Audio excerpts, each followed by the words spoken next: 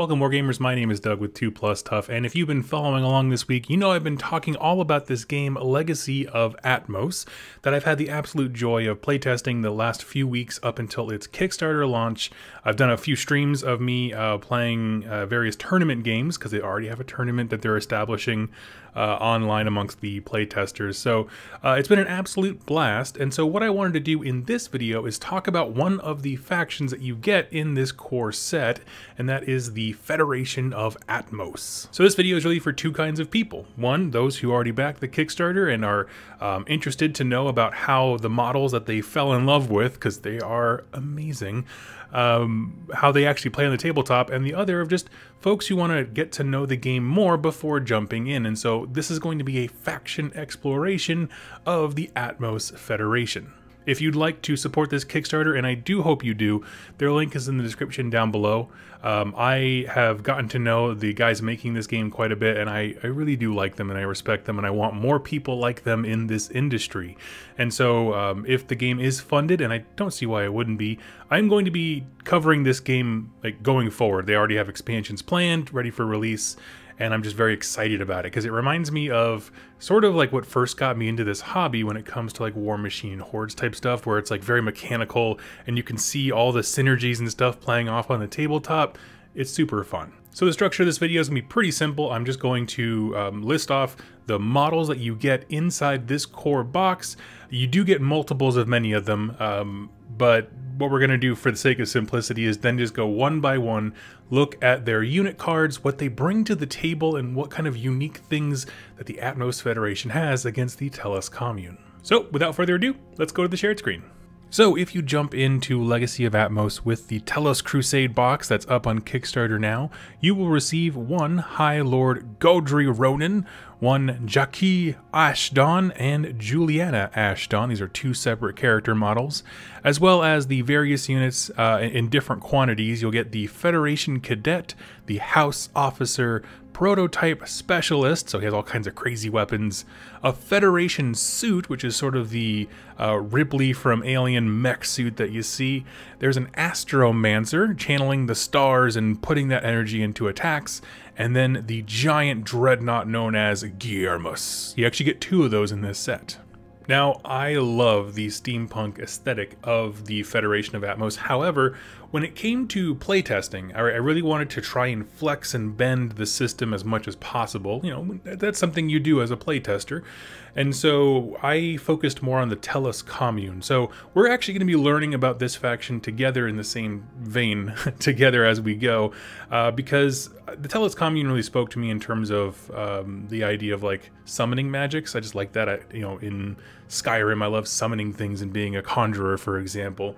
So what we're going to do now is look at the kind of the faction rules for the Federation of Atmos, and then we're going to jump into the individual units that I listed out. And even though, like I said, I'm not uber familiar with this particular faction, we're going to start looking at all the keywords, synergies, and all of the special rules for the attacks and things like that. So by the end of it, we will have a very good understanding of what this faction's all about. In the core rulebook, there's actually a little handy sheet here that kind of comes with a little high kind of aerial view of what the faction's all about. And this is sort of what I do whenever I do like Start Collecting box reviews. I do a bird's eye view, and nicely they've done this for us. So the pros for the Atmos Federation: a lot of strong ranged attack firepower. They have guns on guns on guns. The Guillermus is just made of gun. I have faced that in a battle report once, and it's savage. Many weapons can fire a very long range. Astromancy magics, because they use sort of like the placement of the stars to channel primal magics and that kind of thing. They have high model synergy with buffs, tactics, and spells increasing the power of your weaker units, and mechanical constructs with high armor. So jumping into the cons here, they do have a lot shorter movement values, generally speaking, than the models of the Tellus Commune. Tellus Commune is a very aggressive, melee-focused for the most part, and they can scattershot forward and claim a whole bunch of objectives, whereas Atmos is going to be more of a slow, plodding gun line. low melee combat effectiveness outside of characters, which, I mean, their characters rock at melee. We're going to just see that here in a second, but understand that if you got a bunch of like cadets with pistols, they're not going to do so well when a massive, 10-foot tall tree monster tries to eat them. And their infantry has generally lower health points than other factions. It's the thing of like, once you get to them, they're easy to kill. It's just a matter of getting to them.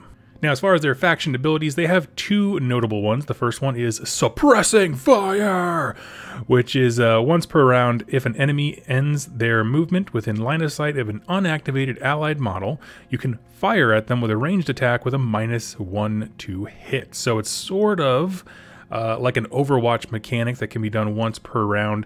The -1 to hit actually is very significant for this faction, because if we look back at the pros, high model synergy with buffs, tactics, and spells, increasing the power of your weaker units. That is a little earmark to tell you they probably don't start off that well, and it takes a lot of synergy and putting the parts together for a battle plan to make these crummy shooting units really, really good. And so when you have something like Suppressing Fire, you don't want that -1 because it hurts all of the work that you've done making those guns better and better. Now, the second faction ability is really its own thing. Thematically, if you don't know, the Federation of Atmos is kind of a coalition of different great houses, and they all have their own unique way of going to war. So what you do is, I would assume before an event, you're going to lock in which house you are a part of, and then you have three options here. You have House Ronin, and their special rules include the Spirit of Ronin. Once per round, one of your infantry models can re-roll a failed spirit test with +4 to their spirit.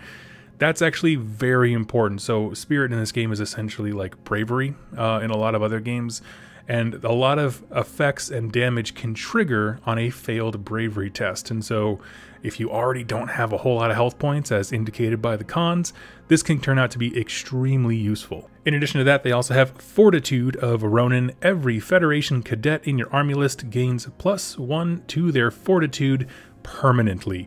Now, Fortitude, if you don't remember, we talked about in my video on the Tellus Commune, whenever you take damage, whatever your Fortitude stat is, it reduces the amount of incoming damage by that much to a minimum of 1. So, if your average Federation cadet in this House Ronin army takes a 2 damage shot to the face, it'll be reduced by 1, thank you to their Fortitude, and then you could take a save on the other, assuming you have a save for them. But it's just a flat reduction of incoming damage, which is fantastic. Next up is House Ash Dawn, and their first special rule is Constal Favor. Once per round, you can discard a card and draw another and gain +1 mana. And that's an extremely helpful ability just because you can cycle out your hand. As a Tellus Commune player, I don't have anything quite like that. I mean, I have ways of drawing cards by spending Gaia, but being able to literally cycle them out is extremely helpful. And their second ability is Astromantic Affinity. Once per round, you can reroll a failed Overcast roll. This new roll cannot be changed by fate, so it just gives you a little bit more oomph when it comes to overcasting your spells and getting the most out of every single one of them. And lastly is House Vaughn. Their first special rule is Power of the Formation Titan, which is a mouthful. I love it. Once per battle, during the start of your activations, total up the amount of damaged shields on the allied models you control. Then, search your deck for one Mechana Priest or Vaughn card whose mana cost is equal to or less than the total amount of damage shields and add it to your hand. Okay, so what is Damage Shield? This is a special rule from the rulebook, and it says the model gains a shield equal to X that prevents X amount of damage. So essentially it absorbs some of the impact. So if you were going to take 3 damage and you have 2 shield, the shield would absorb 2 of those, and then you would take the last remaining 1, and then your shield is spent. So it's sort of like having tokens out there on the board for them. So what this is saying is there are internal synergies within this faction that will allow you to apply shielding to your big, monstrous, stompy units, as well as your weaker ones, whatever you want.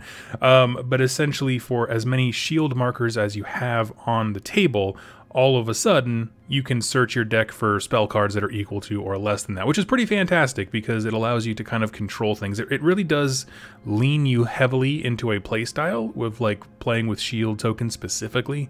It's a thing that comes up a few times with units naturally in this faction, but this is like doubling down on that mechanic. And it is quite cool. This is the mech house, I guess you could say, so it makes sense that they would have things that buff up their vehicles, and you get rewarded for buffing up their vehicles. And their last little ability here is Mechani Affinity. All allied Mechani priests gain +1 movement permanently, just flat out. So that's going to help them get into position to be able to do all of the damage shielding synergies that they need to do.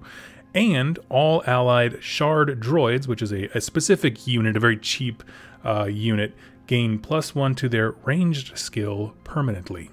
So you get some better guns. Of the three of these, I have to be honest, the most consistently useful that I see is House Ronin. If you are a newer player and you just want to understand the game's, core mechanics, House Ronin or Ashdon I think are fantastic choices to start with because their abilities are very straightforward. They're not kind of like hell-bent on focusing on a specific archetype like, say, Damage Shields is. But let's dip into our discussion of the individual units. First up, we have Highlerd Gedrey Ronin, which is a fantastic model that you do get in this core set. He has this wicked steampunk shield that I absolutely love. He has a movement of 6, he only has 6 health, a spirit of 12, which means this dude is not running away for anything. He has a melee skill of 2 up, he has no range skill, no guns, nothing like that. He has a fortitude of 1, again, reducing all incoming damage by 1 to a minimum of 1. Armor of 5+, he costs 30 points, and of course, because he's a named character, you can only have one of them in your army. As for abilities, this is where Gedrey gets really interesting. His first one is Presence of a King, which is an aura that is effectively around him. And all allied Federation cadets within 6 inches of Gedrey gain +2 to their spirit stat, so it's helping them where they are weakest, which is, quite frankly, their resolve. The next ability is Ronin's Resolve. It's a passive ability, so it's just kind of a thing that he does. If there are at least 2 soldier-type models within 6 inches of Gedrey, increase his fortitude by +1. This is how Legacy of Atmos is kind of bringing out sort of like a lookout sir type thing, or some way of like, this is my entourage that's protecting me as he gets into battle. So it just increases him, so now he's going to reduce incoming damage by 2 to a minimum of 1. So those big powerful attacks, like say if Ulfin Blood Creek runs up and punks you with an axe to the face, now he is able to at least endure a little bit of it. And his last ability is Preserve Hope. During Gedrey's activation, as a free action, you can consume 1 Light Fate, remember you start with 3 I believe, to allow an allied soldier type model within 6 inches of Gedrey to re-roll hit rolls of 1 on their ranged attack weapons until the end of the round. Which is great, because as we're going to see, there are some brutally cool infantry, soldier type units that have guns on them. So this is great. This is a way of him essentially like buffing other units around him, specifically cadets and soldiers with awesome guns, as he himself is making his way into the fray, because if you look, he's a melee monster once he gets there, and we're going to talk about that now. His weapon is Sword of Legacy. It's a melee weapon. It does 2 attacks. If they land, they do 3 damage each, and the effects are Divine. So Divine is sort of, if you play Age of Sigmar, which is another game here on the channel, it's like Mortal Wounds. It bypasses armor. There are ways to have saves that are divinity saves to save against it, but it's a much more powerful type of attack. And this sword has an ability as well. Whenever this weapon kills an enemy model, activate Preserve Hope as a free action.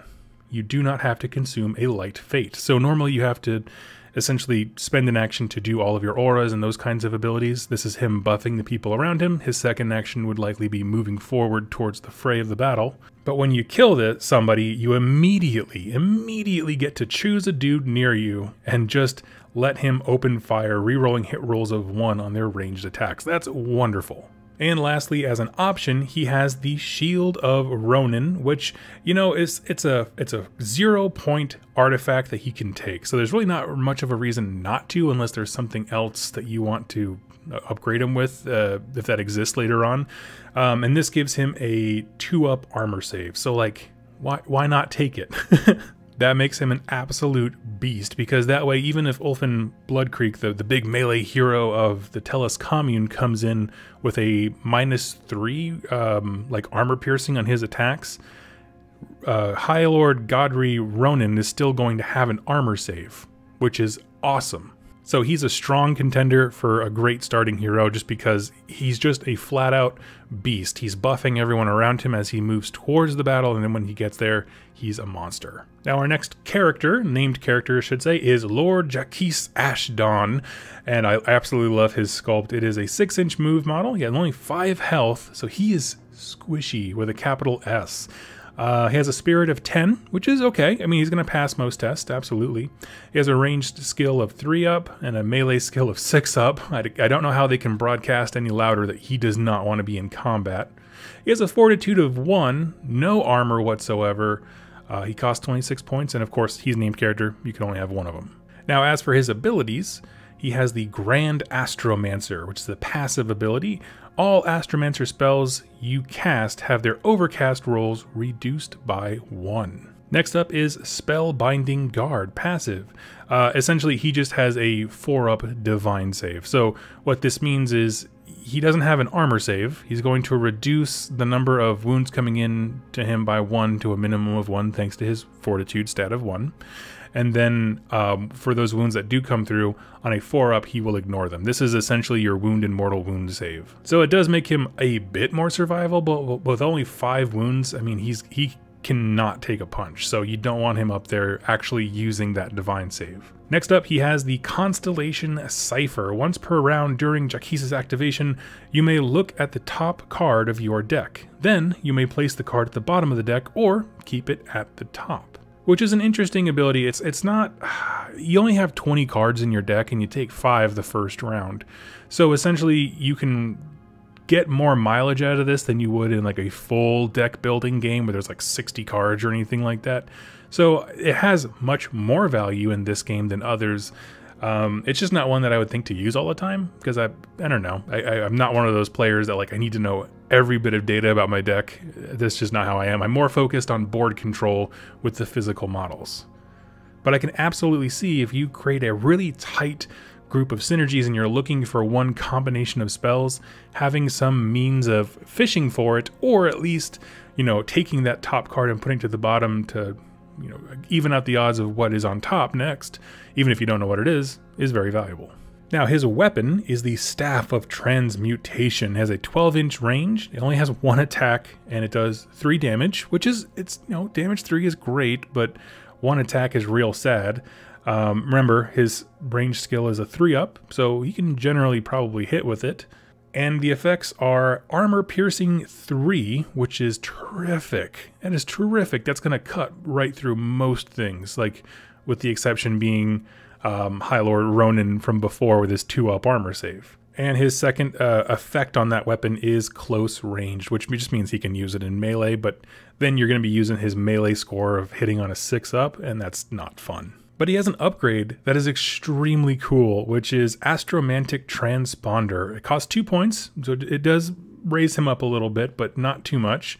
And his ability with that is whenever Jaquise is activated, you can use the transponder as a free action. Select 1 card at random from your opponent's hand and have them reveal it to you. So again, there's a lot of information management here. You're trying to see what's in your deck, and you can put a card at the bottom or not, so you know what's coming a little bit to a small extent, and then you can also see what your opponent has going on. So if I'm going to rate this guy, I would say that Ronin is definitely like a melee leader, whereas Ashdawn here, Lord Jaquise, is much more of a control type player, is going to like this guy, where, you know, if you're one of those guys who can do the card counting math of what's in your deck and what's not, you're going to get a lot of usefulness out of Constellation Cipher. And if you're someone who just wants to put your opponent on tilt or know what they're doing, if you're very knowledgeable about the meta, you can look at their hand and get a good sense of what they're aiming for. And next up, and the final named character for the Federation of Atmos, is Lady Juliana Ashton, who, if I'm not mistaken, is the daughter of Jaquise we mentioned before. Now, she comes in, she has these awesome set of wings and a huge mallet. That gives her a 7-inch move, 6 health. She has a spirit of 7, so she's gonna be more likely to fail than some others, certainly the other ones we've covered here. She has a ranged skill of 4 up, a melee skill of 3 up, 1 fortitude, 5+ armor save, and only costs 18 points. She's very, very affordable. And of course, limit 1 because she's a named character. As for her abilities, she has Fly Pack. This model can fly over terrain and models up to 8 inches vertically for no additional movement. It also does not suffer the disoriented effect from pushing forward. So pushing forward, if just to give you a refresher, in this game, if you want to quote-unquote run, you move your move stat, so in her case 7 inches, plus D3. And then you can get that extra distance across the board, but most combatants are going to take a disoriented token, which just means you're a little worse at shooting or melee when you reach your target by going the extra distance. She does not suffer that. And her second ability is Mechani Augments. Juliana does not take volatile damage from her own weapons. Volatile is a special rule where sometimes weapons have a tendency to blow up in your face. And so I'll read the volatile rules because it's going to matter for the rest of the faction here. If damage from a hit of this weapon is the maximum it can be, the weapon deals D2 divine damage to its owner and another D2 divine damage to its target. For example, if the damage was D3 and you rolled a 6, you and the person you shot at are both taking damage for that. It's like it's overcharging a little bit. So her weapons can do any kind of firing they want without any fear of that happening. As for her weapons, which does matter quite a bit, she has the Gatling Cannon, which is a 12-inch range, 3 attacks. For its damage, it does 1 plus D3, which again, its effects, just to cover this, are volatile, which we mentioned before, but what's interesting is the way that Mechani Augments is worded. Juliana does not take volatile damage from her own weapons, but your enemy does. And so the way that that's structured is essentially if you do happen to max out whatever it is, so say it's 1 plus and you roll a 5 or 6 for that D3, the maximum value of damage, they would be taking 4 plus D2, either 1 or 2, damage on top of all those things. So that's crazy awesome. And along with that is Rapid Volley, which is to say on a hit roll of a 6 or more, this weapon hits an additional time. And those don't stack. If you roll another 6, it ends right there. So it's not going to happen all the time with 3 attacks as the base profile, but it can certainly be awesome. And hey, if you have her standing next to Ronin, he can give her the re-rolling ones because she is, you see up here, a soldier type. And her melee weapon, certainly the coolest thing about her and her model, is Old Faithful melee attack. You only get 1 attack, and it is 3 plus D2 damage, and it also has volatile. So there's a lot of rolling here to see how much damage it finally does, but when it does, it's pretty cool. Its 2 rules are Cleave, which is when you do damage to a model, any other enemy models within 2 inches of the one that you attacked also take 1 damage. Because it's Cleave 1. If it was Cleave 2, it'd be 2 damage to each of those, that kind of thing. So when she hits something hard enough, she's going to hurt everyone around her target. And then Armor Piercing simply reduces their armor by 1. So if she was hit by Armor Piercing 1, it would go from a 5 up to a 6 up. I like her quite a bit. I think she's really good for having like almost an assassination type run where she can move up behind terrain so she can't be shot at or hit because she's fairly squishy, but then if your opponent tries to push too far forward, she can spring from the terrain, rush forward, and just pound whatever she wants to attack. There's a good element of like threat projection there, and I could see her working really, really well with Ronin, where he is more slowly plodding up the board and giving support to the whole army as they go, and then you can have her be sort of a missile on the sideline that is ready to strike anything that kind of gets in his way. But now we're going to start talking about the non-named character units that you get, and these are some of the most fun models ever. We have the Federation Cadet, who has a movement value of 5, Only 3 life, so he's about as tough as a little Spriggan dude who dies to the stiff breeze. He only has a spirit of 4, a ranged skill of 5+. So again, you can see what I mean earlier when I said the -1 to your shoot for that Overwatch ability is kind of tenuous at best. It's not as good as it initially sounds. It's because they started a 5 up. They require synergies to make them shoot really, really well. Melee skill of 6+, no fortitude, and armor of 6+ as well, but they only cost 7, and you can have up to 10 of them. You can bring a full unit of these dudes and flood the board with a bunch of cheap nobodies. You know, these guys are all the red shirts from Star Trek. Like, they're just there to die.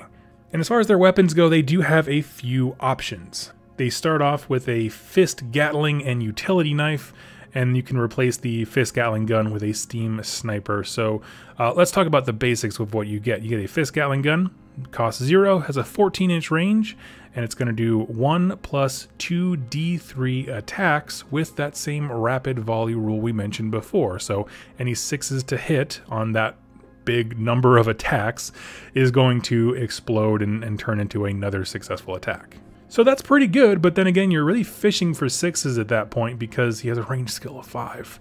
And the utility knife, again, another weapon that you just kind of get. This is just melee. You get 3 attacks and it does 1 damage, and there's absolutely nothing special about it. Now you can replace that fist Gatling gun with a sniper. And this is, it costs 3 points, 18-inch range, which is wonderful compared to some of the range attacks in the Tellus Commune. You only get 1 shot per round, but it's 2 + d3 damage, which is really, really nice. Again, they're hard to hit with, but man, they're cool. And then for their special abilities, they have a long range, which is this weapon can add 6 inches to its range at the cost of -1 to their ranged skill. So he can fire a full 24 inches, but then you are truly fishing for 6s without any other kind of synergies involved. But that sniper rifle makes him great for hunting heroes because of Weaken 2. Weaken allows you to ignore X amount of an enemy model's fortitude stat. So if there is, for example, an enemy that has fortitude of 2, meaning reducing all incoming damage by 2 to a minimum of 1, that's not going to work on this weapon for the most part because it's just going to ignore the fortitude stat. It's hard to get fortitude higher than 2, I would imagine.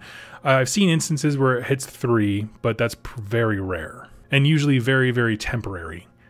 Now, as far as other upgrades that they can do, these guys can also, for 1 point, have a grapple gun, which this model can ignore up to 2 inches of scalable terrain while moving. Now, it really depends on the kind of table that you're playing on. For me, with the tables that I've played, I don't see a ton of value in it.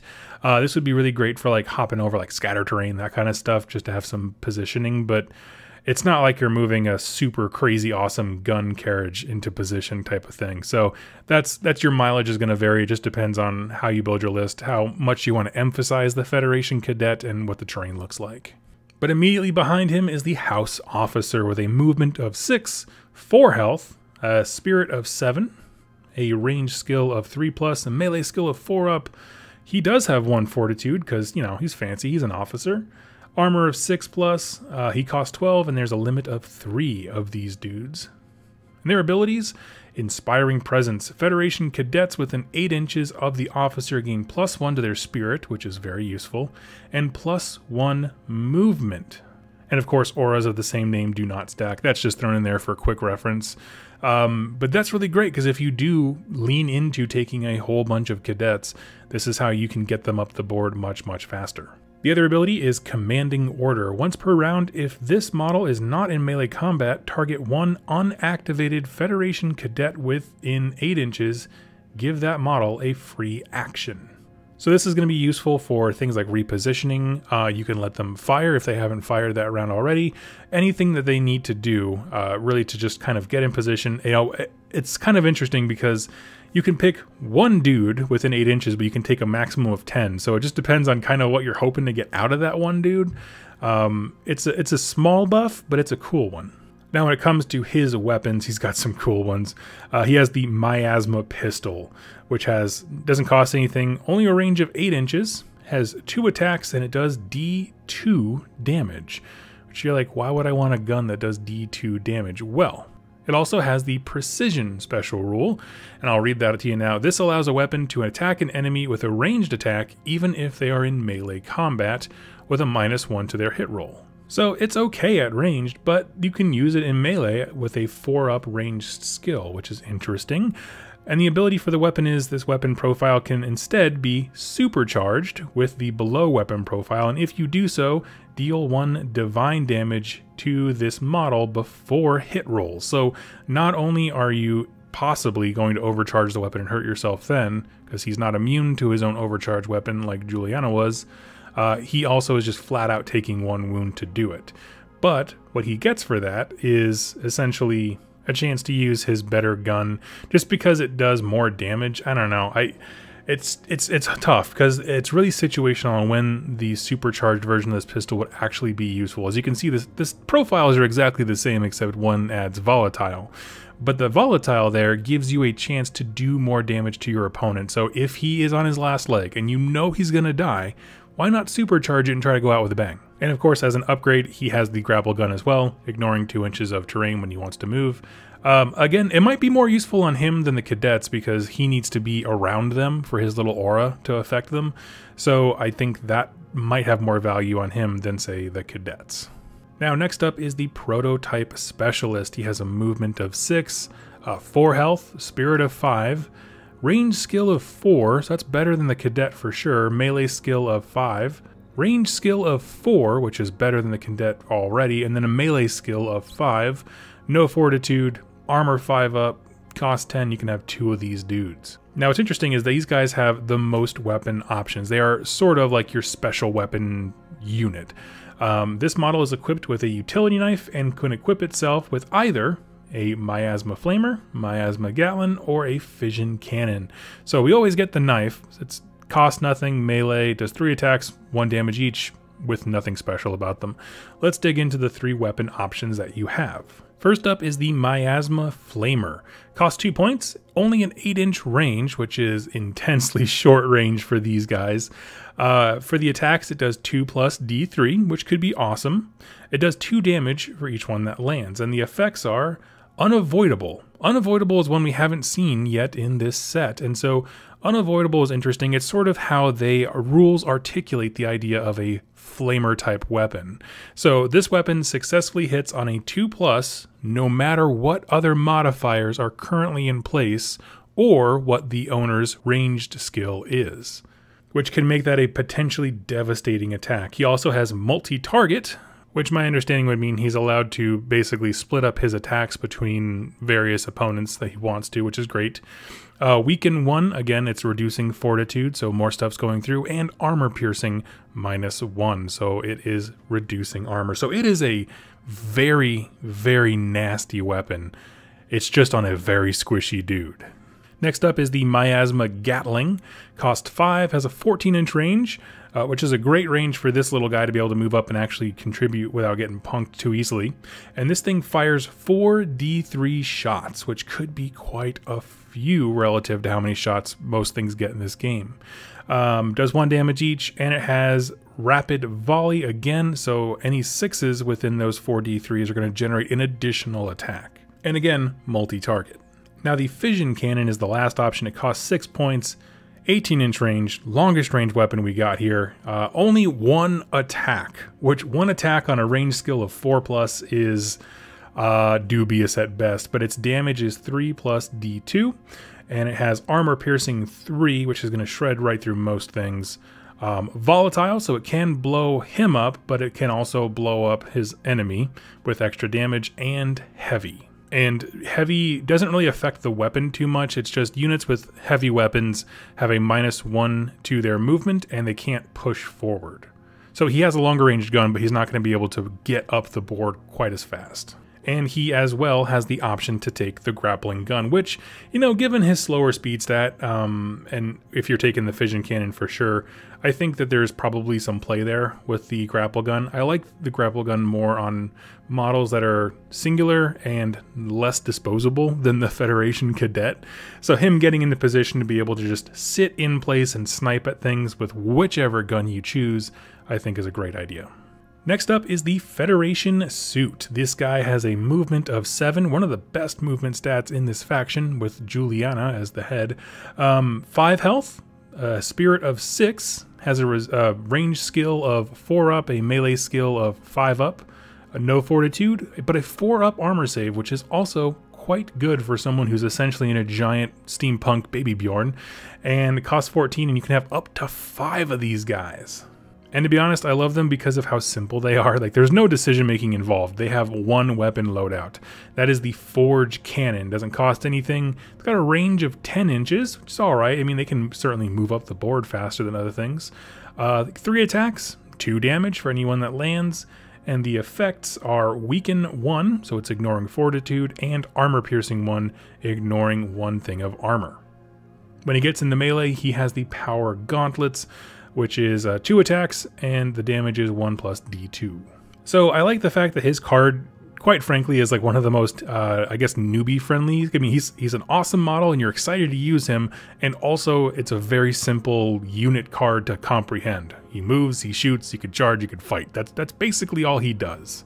And if you thought that was an achievement, I would now like to direct your attention to the blankest card in Legacy of Atmos, and that is the Astromancer. I'm just going to say before I jump into anything, this guy by himself is a dumpster fire, okay? You don't take him because he has a great stat line. You take him because the Federation of Atmos has some incredible spells from their deck. And as time goes on, I am going to be reviewing the different spell upgrades and that kind of stuff where his sort of power is really going to be derived from. But this is a character who can do all of the synergies that you need to make your firing line work. So if you are going gun line heavy and you just have a bunch of little dudes who are going to be firing off crap shots and you're just trying to weight of dice your opponent into oblivion, the Astromancer is going to be key to that. He has a movement of 6, which is great because he can keep up even with the slowest units in your army. 4 health, 7 spirit, which is awesome because he probably will be taking spirit checks. Range skill of 4 up, melee skill of 6. You don't want him in melee. No fortitude, no armor. Cost is 13. Again, I feel like that it's a premium cost compared to some of the other units, but it's because of what he gives you access to spell-wise. And you can have a limit of 5 of them. And his weapon is the Astro Bolts. Range 12, 3 attacks, 1 damage, and it does armor piercing 2. So it might look like I'm kind of down on this guy because, again, I joked, it's the blankest card. He's a fantastic unit, but we need to have a fuller discussion about spells and synergies before you see his true value. But our last unit that comes with the Atmos Federation here is the Gyaramis Regalis, or just Gyaramis for short. It is the steampunk dreadnought that we don't deserve but always wanted. He has a movement of 6, which is pretty good for a big guy. Health of 8, spirit of 9. He has a 4-up range skill, 4-up melee skill, no fortitude, but a 4-up armor save, which is really good compared to most things in the game, which start at a 5 or a 6. Costs 24 points, and there's a limit of 2. And hey, fun fact, you get 2 inside the Kickstarter box, so you are all set for these guys. Now, the name of his weapon is the Gatling Gun, and so he does have all of these. Just kind of keep that in mind. The Gatling Gun is a 14-inch range. You're going to roll 3d3 attacks with 2 damage, and then the effect is Rapid Volley. So of those 3d3 attacks, any 6s will explode into another further hit. He also has the Lava Blaster, which is a 14-inch range weapon. Does 3 attacks at d3 damage, and the rules there are Armor Piercing 3 and Weaken 1. Now it says here this weapon can be instead supercharged with the below profile. And when you do that, you essentially just add volatile. So if you max out the damage, it will do more damage to your opponent, therefore more damage in general, but it also has a chance of hurting you. And if he does get engaged in melee, he has the Nekani Fists, which is a melee attack, 2 attacks, and 3 damage. Nothing special about the effects of those. And those are the units you get in various quantities, of course, I'll add, within the Tellus Crusade box here, which is live on Kickstarter. First of all, we're going to talk about the units as a whole. There are a lot of ways to build out this army, and a lot of them center around that Astromancer we talked about. Like I said, blankest card in all of the game, but he has a lot of special abilities through his spells and things like that that can basically buff all the shooting in your army. So when we talked about the cons at the beginning, there's a lot of little guys that if the right synergies and keyword things are in play, they're on fire. But the second that machine starts to fall apart, pun intended, things get really, really hairy. There are some fantastic gambits, which is like your army's objectives. You get to choose your own objectives in Legacy of Atmos, which is really, really nice. But essentially, your army's objectives can center around shooting attacks and taking damage, punking damage, all that kind of stuff. The only thing that you're going to struggle with really, really a lot is board control, because a lot of your guys are going to die in droves because they have 3 health if you take a Federation Cadet. And on the other side of that coin, everyone's speed stat's a little bit slower. So it's very possible that the Tellus Commune can rush forward and claim a bunch of territories and then kind of be ahead points-wise, and you need to shoot your way out and then go claim those as you can. Once this tournament that the playtesters are in is over, I am going to switch over to the Federation because I just like the models, quite frankly, but I want to see the Gearmus on the table. I want a dual Gearmus list that was just going to make everybody else weep. We'll see what I can come up with, and like I said, I do have plans to do a video in the future talking about the various spells and buffs and synergies and that kind of stuff, because I think it's very important when you talk about this faction. I think it's more important for them than it is for the Commune. The Commune has a lot more internal synergies, like one warrior will buff another warrior of the same type, so it's a lot more like clear, whereas here it's a lot more based on spells and things like that. So anyway, friends, that's going to do it for today. If you have any questions about the units we listed, go ahead and leave them in the comments down below. I know I can answer them, as well as the Legacy of Atmos guys are going to be watching these vids. Thank you all so much. I do hope that you check out their Kickstarter in the link down below. And I would love to cover this game more if and when it is fully funded. Thank you all so much for watching. Happy wargaming.